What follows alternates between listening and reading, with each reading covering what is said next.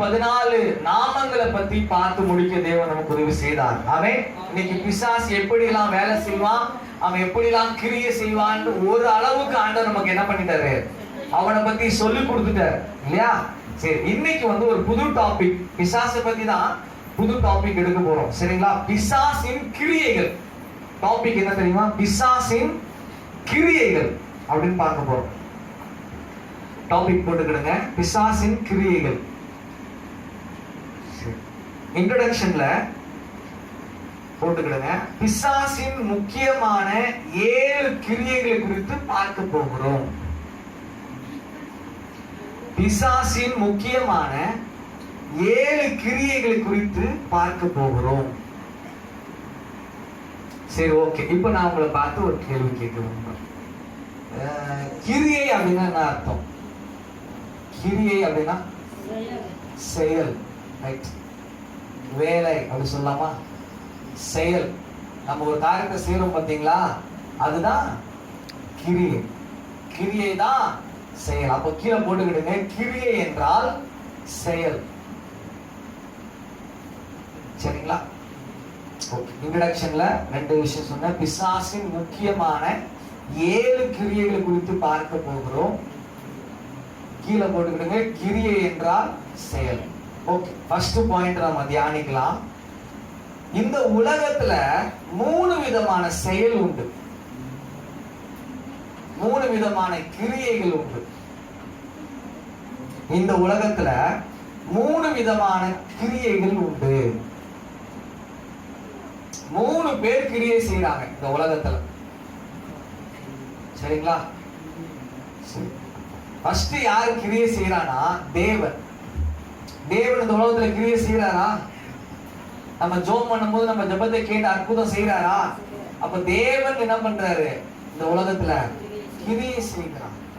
ஒரு மனுஷன் வாழ்க்கையில தேவன் நல்ல காரியம் என்ன பண்றாரு? கொண்டு வருகிறார். அவனை ரட்சிக்கிறார் இல்லையா? அவனை சீஷனாய் மாற்றுகிறார் இல்லையா? அவனை ஊழியக்காரனாய் எழுப்புறார்.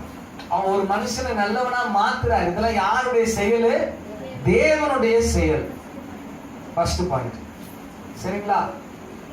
ரெண்டாவது, மனுஷனுடைய செயல். ஒவ்வொரு நாளும் காலையில இருந்து வேலைக்கு போறது, குடும்பத்தை பார்க்கிறது, இதெல்லாம் யாருடைய செயல்? மனுஷனுடைய செயல். மனுஷன் என்ன பண்றான்? செயல்படுகிறான். சரிங்களா? செயல்படுறோமா? எங்க செயல்படுறோம்? தூங்கிட்டே தான் இருக்கிறோம் அப்படின்றீங்களா? இல்லை, நம்மளும் சில காரியங்களை என்ன பண்றோம்? செயல்படுத்துறோம் இல்லையா? காலையில இருந்து வேலைக்கு போறாங்க, அதே மாதிரி என்ன பண்றாங்க? நம்ம ஊழியம் செய்யறோம், அதே மாதிரி வீட்டுல வேலை எல்லாம் செய்யறதால இதுக்கு பேர் என்னது? செயல். சரி, மூணாவது பிசாசின் செயல். அநேக நேரத்துல ஃபர்ஸ்ட் சொல்லப்பட்ட 2 செயலை நம்ம கவனிக்கிறோம். தேவன் என் வாழ்க்கையில என்ன கிரியை செய்யறாரு, என் வாழ்க்கையில என்ன செய்யறாருன்றத நாம என்ன பண்றோம்? கவனிக்கிறோம். அதே மாதிரி என் குடும்பத்தார், என் கூட பிறந்தவங்க எனக்கு என்ன செஞ்சா, அவன் என்னத்த செஞ்சுட்டான் அப்படின்னு பேசுறோமா இல்லையா? எப்படி அப்படி பேசுறோம்? அவன் செயலை பார்த்து என்ன பண்றோம்? பேசுறோம், ரைட்? அப்போ மனுஷனுடைய செயலே கவனிக்கிறோம், தேவனுடைய செயலே கவனிக்கிறோம். ஆனா பிசாசுடைய செயலை கவனிக்கிறோமா? சொல்லுங்க. பிசாசு இந்த உலகத்துல என்ன செய்யறான் அப்படின்றத கவனிக்கிறீங்களா? கிடையாது. கரெக்ட் தானே? அதனால இந்த மாதத்துல ஆண்டவர் நமக்கு சொல்லித்தர போறார், பிசாசுடைய செயல் என்ன அப்படின்றத நம்ம அதிகமா என்ன பண்ணணும்? கவனிக்கணும். என் குடும்பத்துல பிசாசு கிரியை செய்யறானா? உங்க கணவர் வாழ்க்கையில பிசாசு கிரியை செய்யறானா? உங்க பிள்ளைங்க வாழ்க்கையில பிசாசு கிரியை செய்யறானா? உங்க மாமியார் கிட்ட கிரியை செய்யறானா? மருமக கிட்ட கிரியை செய்யறானா? அப்படி பாருங்க, சில நேரங்கள்ல சபைக்குள்ள பிசாசு கிரியை செய்யறானா? என் வாழ்க்கையில, தனிப்பட்ட வாழ்க்கையில பிசாசு கிரியை செய்யறானா? அப்படி நம்ம என்ன பண்ணணும்? பிசாசுடைய கிரியைகளை நம்ம கவனிக்கணும். நல்லா கேட்டுக்கிடுங்க. பிசாசுடைய செயலை, பிசாசுடைய கிரியைகளை நம்ம கவனிக்கலாம் அப்படின்னா நிறைய பிரச்சனை நம்ம வாழ்க்கையில வந்துடும். ரைட்? கரெக்டா நான் சொல்றது கரெக்டு தானே? ஆமென். கரெக்ட் தானே?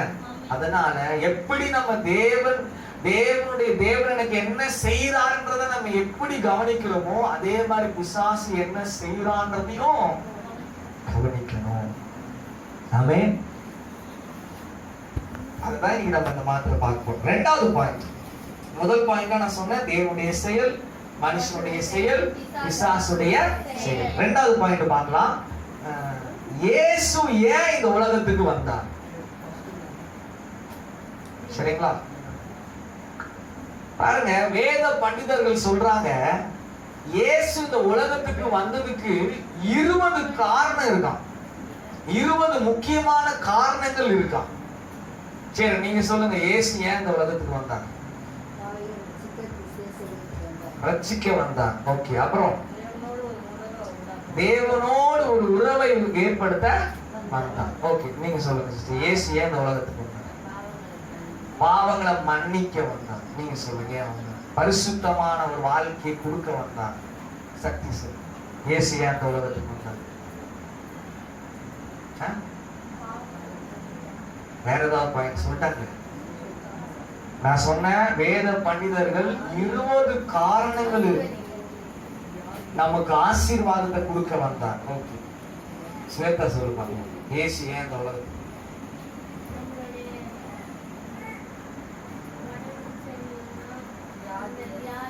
வியாதியை மாற்ற வந்தார், சாபத்தை மாற்றத்துக்கு வந்தார். இப்படி எல்லாருமே நம்ம சொல்லுவோம் இல்லையா? இயேசு இந்த உலகத்துக்கு தான் வந்தார் அப்படின்னு நம்ம சொல்றோம். ஆனா வேத பண்டிதர்கள் சொல்றாங்க இயேசு இந்த உலகத்துக்கு வந்ததுக்கு 20 முக்கியமான காரணங்கள் இருக்காங்க. எத்தனை காரணங்கள்? 20 காரணங்கள் இருக்கு. நீங்க பைபிள்ல இருந்து அட்லீஸ்ட் ஒரு 5 காரணத்தையாவது நீங்க என்ன பண்ணணும், தேடி கண்டுபிடிச்சு அடுத்த வாரம் எழுதிட்டு வரணும். சரிங்களா? இப்போ நான் இயேசு ஏன் இந்த உலகத்துக்கு வந்தாருன்ற காரணத்தை ஒரு 20 காரணங்கள் இருக்கு. அதை நீங்க வேதத்துல இருந்து ஒரு 5 இல்லைன்னா 3 ஏதாவது நீங்க என்ன பண்ணணும், கண்டுபிடிச்சு எழுதிட்டு வரணும். பாயிண்ட் பாருங்க. ஆமா, வசனம் மட்டும் நீங்க தேடி கண்டுபிடிச்சு எழுதுங்க. ஓகே, நான் 3 விஷயம் சொல்றேன் பாருங்க. முதலாவது, இயேசு ஏன் இந்த உலகத்துக்கு வந்தாருன்னா 1 யோவான் 3ஆம் அதிகாரம் 8ஆம் வசனத்தை படிக்கலாமா? 1 யோவான் 3ஆம் அதிகாரம் 8வது வசனம். அதை படிங்க. 1 யோவான் 3ஆம் அதிகாரம் 8வது வசனம்.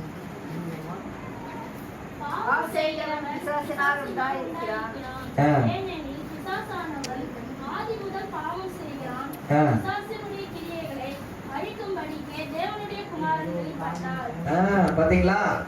இதுல போட்டிருக்கா, இந்த மாதிரிதான் நீங்க கண்டுபிடிச்சிட்டு வரணும். சரிங்களா? பிசாசினுடைய கிரியைகளை அழிக்கும்படிதான் தேவகுமாரன் என்ன பண்ணாரு, வெளிப்பட்டார். பாருங்க, நான் ஃபர்ஸ்ட் சொன்னேன், நம்ம யாருடைய கிரியை தான் பார்க்கிறோம்? தேவன் எனக்கு என்ன செய்யறான்னு தான் பார்க்கிறோம், மனுஷன் என்ன செய்யறான்னு தான் பார்க்கிறோம். ஆனா பிசாசு என்ன செய்யறான்னு நம்ம பார்க்கிறதே. ஆனா தேவன் இயேசுவா என்ன பண்ணாரு தெரியுமா? பிசாசு என்ன செஞ்சிட்டு இருக்கிறான்றத பார்க்கறதா அவருடைய வேலையே.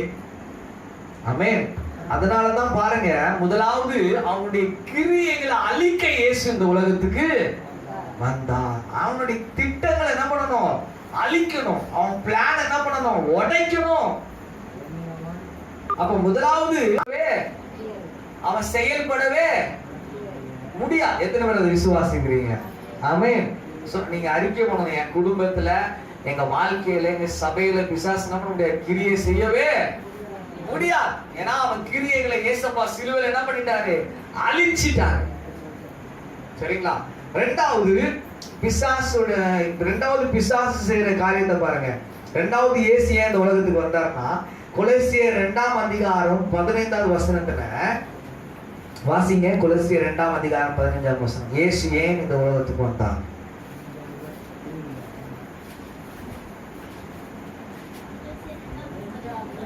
பதினைஞ்சாவது வசனம்.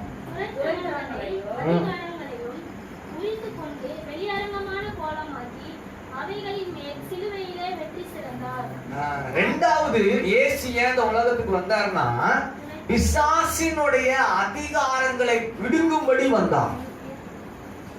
பிசாசுடைய அதிகாரத்தை, அவனுடைய வல்லமைய அவன் கிட்ட இருந்து பறிக்கும்படி, பிடுங்கும்படி இயேசு இந்த உலகத்துக்கு வந்தார்.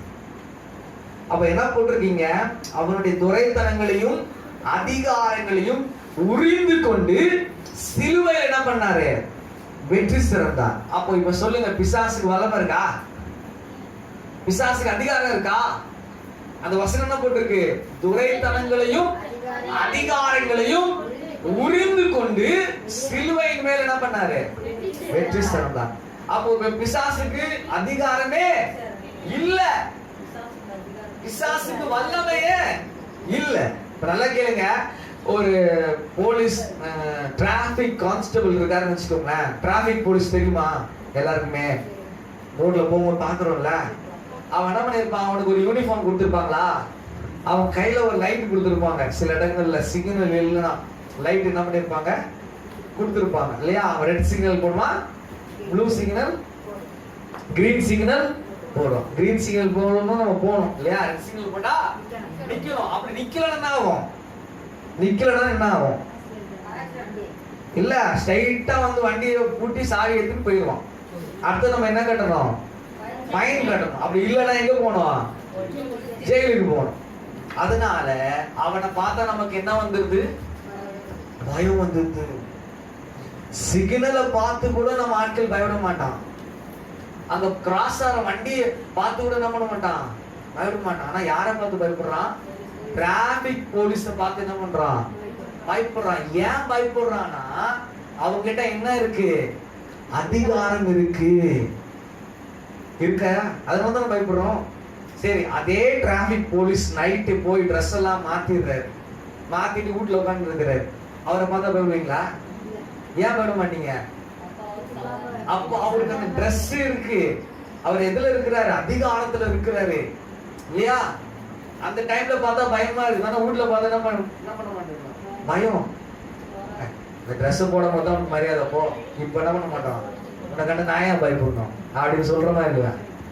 அப்ப அதிகாரம் இருக்கும்போது நம்ம பயந்தோம் பிசாசுக்கு. இப்போ பிசாசுக்கு என்ன இல்ல? இப்போ பிசாசுக்கு என்ன இல்ல? அதிகாரம் இல்ல. அந்த அதிகாரத்தை அவன் கையில இருந்து ஆண்டவர் பிடிக்கிட்டார் பாருங்க. இப்ப அவனை பார்த்து நீங்க என்ன பண்ண வேண்டியது இல்ல. ஐயோ, பிசாசு அங்க வந்துருச்சு, இங்க வந்துருச்சு, என் வீட்டுக்குள்ள அப்படியே சுத்தி சுத்தி வருது பாஸ்டர். அது சுத்தி தான் வருது, டான்ஸ் தான். அதுகிட்ட என்ன இல்ல? இப்போ பிசாசு கிட்ட என்ன இல்ல? அவன் என்ன ஒண்ணுமே செய்ய முடியாது. அவன் டம்மி பீஸ். ஆண்டவர் அதான் சொல்லியிருக்கிறார். அவன் அதிகாரத்தெல்லாம் உரிந்து கொண்டு அவனை வெளியரங்கமான கோலம் ஆக்கிட்டார். அப்படின்னு அர்த்தம், அவனுடைய அதிகாரத்தெல்லாம் உரிந்து அவனை அசிங்கப்படுத்திட்டாராம் ஆண்டவர். அவனை டம்மி பீஸா மாத்திட்டாராம். இப்படி இருந்தவன் இப்ப இப்படி ஆயிட்டான். அதான் உண்மை. எத்தனை பேருக்கு புரிஞ்சிச்சு?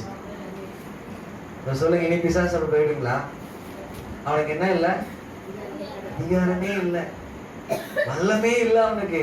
ஏன்னா ஒண்ணுமே என்ன பண்ண முடியாது, அவன் செய்ய முடியாது. மூணாவது, இயேசு ஏன் இந்த உலகத்துக்கு வந்தார்? வாசிக்கலாம். எபிரேயர் 2ஆம் அதிகாரம் 14வது வசனம். எபிரேயர் 2ஆம் அதிகாரம் 14வது வசனம் வாசிக்கலாமா? 2ஆம் அதிகாரம் 14வது வசனம்.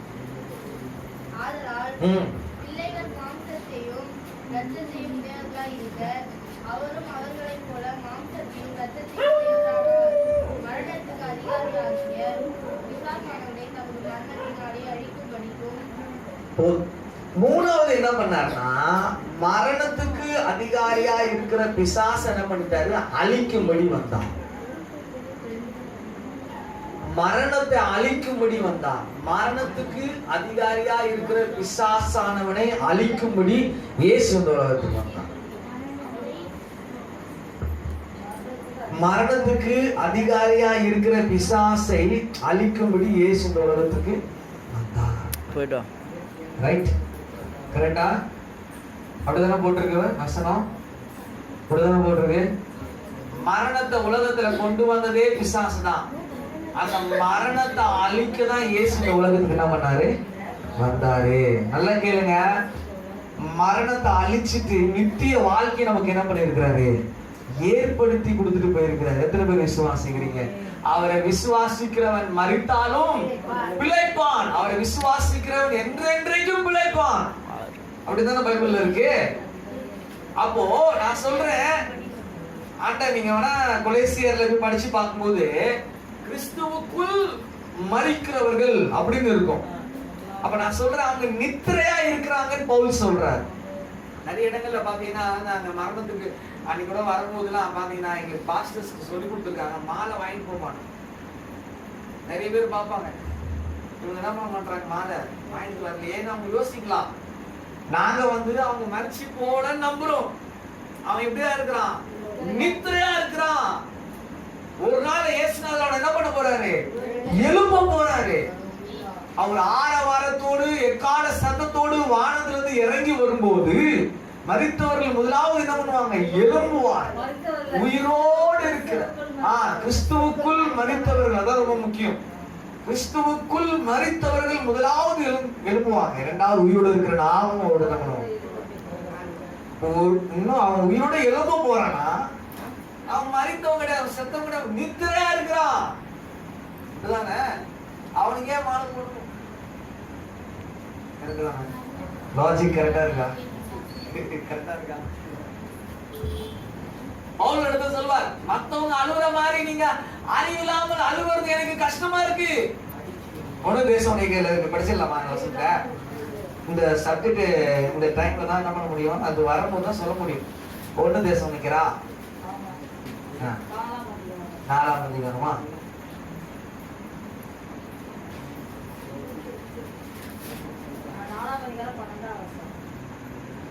அன்றியும் 4:12 வாசிங்க.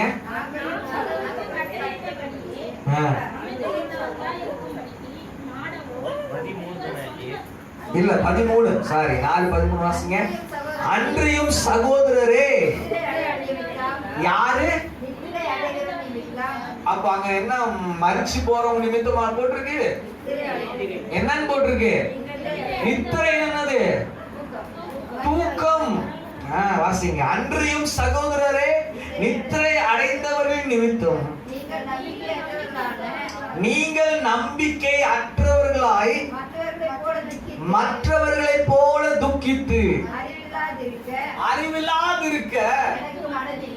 பாருங்க, மத்தவங்கள மாதிரி அழுதுட்டு புலம்பிட்டு இருக்கல பார்த்து ஆண்டு என்ன சொல்றாரு, மத்தவங்கள மாதிரி அறிவு இல்லாம நீங்க என்ன பண்ணாதீங்க, அழாதீங்க, துக்கிக்காதீங்க. அவங்க என்ன பண்ணல, மரிக்கல, அவங்க நித்திரையா இருக்கிறாங்க. இயேசுவானவர் மரித்த பின்பு எழுந்தார் என்று விசுவாசிக்கிறோமே, அப்படியே இயேசுவுக்குள் நித்திரை அடைந்தவர்களும் தேவன் அவரோடு கூட கொண்டு வருவார். பாருங்க, கர்த்தருடைய வார்த்தையை முன்னிட்டு நாங்கள் உங்களுக்கு சொல்லுகிறதாவது, கர்த்தருடைய வருகை மட்டும் உயிரோடு இருக்கிற நாமும் நித்திரை அடைந்தவர்களுக்கு முந்திக் கொள்வது இல்லை. அடுத்து சொல்றார், கர்த்தர் வரும்போது என்ன பண்ணுவாரு, ஆரவாரத்தோடு பிரதான தூதருடைய எக்கால சத்தத்தோடும் வானத்திலிருந்து இறங்கி வருவார். அப்பொழுது கிறிஸ்துவுக்குள் மரித்தவர்கள், யாருக்குள்ள மரித்தவங்க, அதான் முக்கியம். பின்பு உயிரோடு இருக்கிற நாமும் எதிர்கொண்டு போக மேகங்களின் மேல் அவரோடு ஆகாய மண்டலத்தில் எடுத்துக்கொள்ளப்பட்டு இவ்விதமாய் எப்பொழுதும் அப்ப சொல்லுங்க, அந்த மரணத்தை ஜெயிச்சிட்டார் ஆண்டவரு. நமக்கு என்னத்தை கொடுத்திருக்கிறாரு, நித்திய வாழ்க்கை பண்ணாரு. அவனுடைய அதிகாரத்தை என்ன பண்ணிட்டாரு, பிடுங்கிட்டாரு. மூணாவது என்ன பண்ணிட்டாரு, மரணத்தையே அழிச்சிட்டாருங்க. எத்தனை பேர் விசுவாசிக்கிறீங்க? அல்லேலூயா. எனக்கு ஒரு நித்திய வாழ்வை இயேசுவா என்ன பண்ணிருக்கிறாரு, வச்சிருக்கிறார். அந்த வசனம் போட்டிருக்கு, என்றென்றைக்கும் கர்த்தரோடு நம்ம என்ன பண்ணுவோம், இருப்போம். அல்லேலூயா. அப்ப இந்த மூணு காரியத்தையும், ரொம்ப முக்கியமான விஷயம் அது மூணுமே, சரிங்களா? அதனால இந்த மூணு காரியத்தை அழிக்கதான் இயேசு என்ன பண்ணாரு, இந்த உலகத்துக்கு வந்தார். மூணாவது பாயிண்ட் போட்டுக்கலாம், பிசாசின் மேல் நமக்கு அதிகாரம் கொடுத்திருக்கிறார். என்ன கொடுத்திருக்கிறாரு, பிசாசின் மேல் நமக்கு என்ன பண்ணிருக்காரு, அதிகாரம் கொடுத்திருக்காரு. பாருங்க, நான் அங்க சொன்னேன், பிசாசுடைய அதிகாரத்தை என்ன பண்ணிட்டாரு, பிடுங்கிட்டாரு. ஆனா இப்ப யாருக்கு அதிகாரம் கொடுத்திருக்கிறாரு, நமக்கு கொடுத்திருக்கிறாருங்க. டாபிக் போடுங்க, பிசாசின் மேல் நமக்கு அதிகாரம் கொடுத்தார். கீழே ஃபர்ஸ்ட் இப்படி ஒரு பாயிண்ட் போட்டுக்கோங்க, பிசாசின் அதிகாரத்தை பிடுங்கினார். எழுதிக்கோங்க, பிசாசின் அதிகாரத்தை பிடுங்கி பிடுங்கினார். எனக்கு தேவன் பிசாசின் மேல் அதிகாரம் கொடுத்திருக்கிறார். பிசாசின் அதிகாரத்தை பிடுங்கி மனுஷனுக்கு பிசாசின் மேல் அதிகாரத்தை கொடுத்தார். தேவன் பிசாசின் அதிகாரத்தை பிடுங்கி மனுஷனுக்கு பிசாசின் மேல் அதிகாரத்தை கொடுத்தார். புரியலையா? தேவன் பிசாசினுடைய அதிகாரத்தை பிடுங்கி மனிதனுக்கு பிசாசின் மேல அதிகாரத்தை கொடுத்தார். புரிஞ்சுச்சா? அவன் இனிமேல் நீ உட்காரு, நீ ஏஞ்சு, நீ உட்காரு, நீ ஏஞ்சு அப்படின்னு அவன் என்ன பார்த்து சொல்ல முடியாது. நான் தான் சொல்ல போறேன், நீ உட்காரு, நீ ஏந்து, நீ உட்காரு. ஏன்னா அந்த அதிகாரத்தை யார் ஆண்டவர் கொடுத்துட்டாரு? அவனுக்கு பிடிக்கிட்டாரு. எனக்கு அதிகாரத்தை என்ன பண்ணிட்டாரு? கொடுத்துட்டாரு. எத்தனை பேர் விசுவாசிக்கிறீங்க? ஆமென். உண்மைதானே? மத்தேயு 28ஆம் அதிகாரம் 18ஆம் வசனத்தை வாசிங்க பண்ணலாம். சில ரெஃபரன்ஸ் உங்களுக்கு காட்ட போறேன். மத்தேயு 28:18. அப்பொழுது இயேசு சமீபத்தில் வந்து அவர்களை நோக்கி, வானத்திலும் பூமியிலும் சகல அதிகாரமும் எனக்கு கொடுக்கப்பட்டிருக்கிறது. வாசிங்க.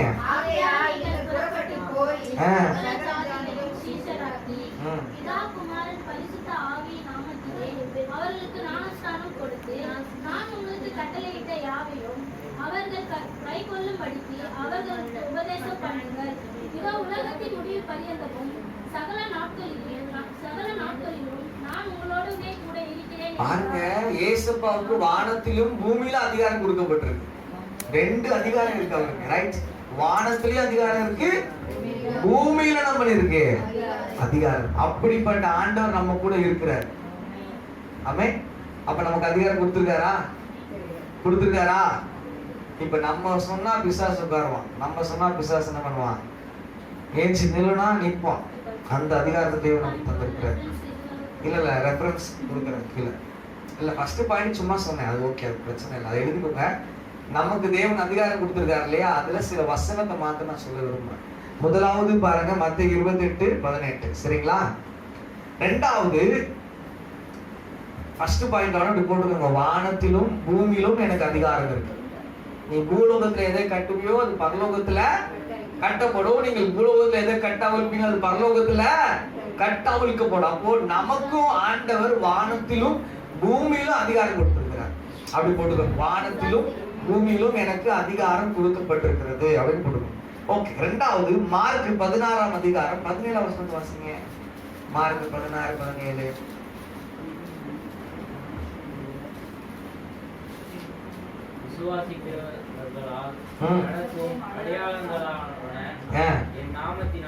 என் நாமத்தினாலே பிசாசுகளை துரத்துவார்கள், நவமான பேசுவார்கள், சர்ப்பங்களை எடுப்பார்கள், சாவுக்கு ஏதுவான யாதொன்றையும் குடித்தாலும் அது அவர்களை சேதப்படுத்தாது.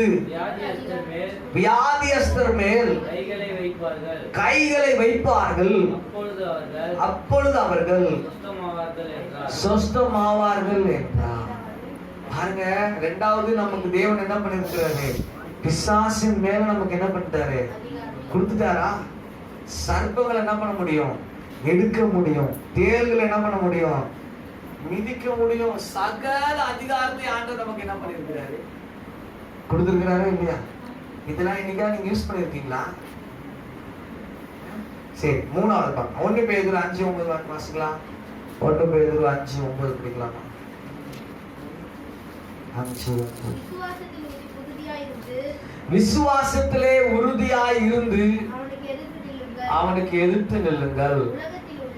உலகத்திலே உங்கள் சகோதரரிடத்திலே அப்படிப்பட்ட பாடுகள் நிறைவேறின வருகிறது என்று அறிந்திருக்கிறீர்களே. போதும், நல்லா கேளுங்க. பிசாசுக்கு நீங்க என்ன பண்ணணுமா? எதிர்த்து நிக்க சொல்றாரு. பைபிள் சொல்லியிருக்காரா? நிறைய பேர் பயப்படுறாங்களே பிசாசை பார்த்து.